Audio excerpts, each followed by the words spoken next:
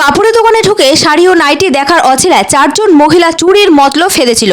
সেই মতো দুজন মহিলা শাড়ি ও নাইটি চুরি করে তারপর কাছাকাছি এক জায়গা থেকে ঘুরে আসার নাম করে বেরিয়ে যান। বাকি দুই মহিলা কাপড় দেখতে থাকেন। তারা দোকান মালিক সোনালী দত্তকে বলেন, আমাদের কাপড় পছন্দ হয়নি। তারপর তারা দোকান থেকে বেরিয়ে যান। দোকান মালিক লক্ষ্য করেন তার কাছে যে কাপড়গুলো ছিল তার অনেকগুলো নেই। তখন তিনি বাইরে বেরিয়ে এসে ওই দুই ছদ্মবেশী ক্রেতার পিছু নেন।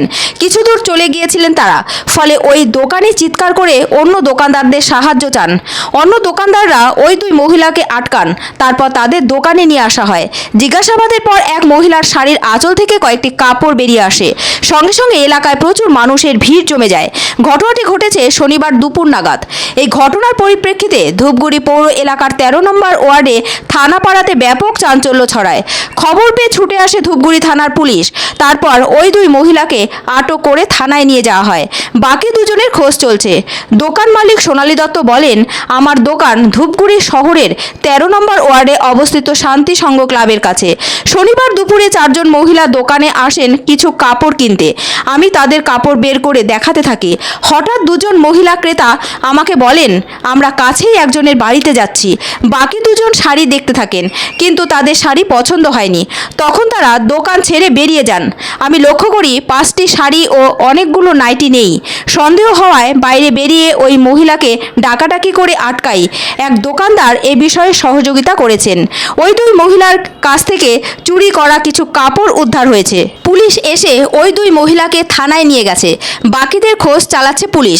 আশা করি আমার চুরি যাওয়া বাকি কাপড়গুলো ফিরে পাবো। এদিকে এই অভিনব চুরির খবর চারিদিকে ছড়িয়ে পড়ে। আলোড়ন পড়ে গিয়েছে এই ঘটনায়। দিন দিন বাড়ছে চুরির ঘটনা। এদিকে যেই দুই মহিলা আটক হয়েছে তাদের দেখে বোঝার উপায় নেই তারা এই ধরনের কাজ করতে পারে। একেবারে ভদ্রবেশে এসেছিলেন কাপড় চুরি করতে।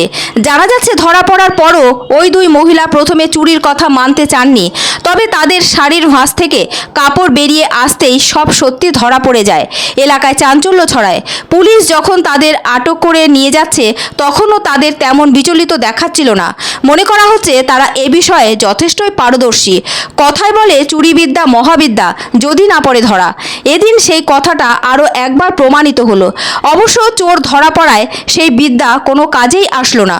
শাড়ি দেখতে দেখতে একজন মহিলা নাইটি দেখে ওদের পছন্দ হলো না, উপর থেকে 5টা চাদর অলরেডি নিয়ে চলে গেছে। আমি পরে বুঝতে পারলাম, যখন এই পরের মহিলাটা আরো এই উপরের আরো চাদর 3টে এইভাবে নিয়ে চলে যাচ্ছিল, ওই নরেশদার দোকান পর্যন্ত গেছে। আমি পরের আরো 5টা চাদর এখান থেকে নেই, এক বান্ডিল নাইটি নেই, দুইজন ছিল আরো।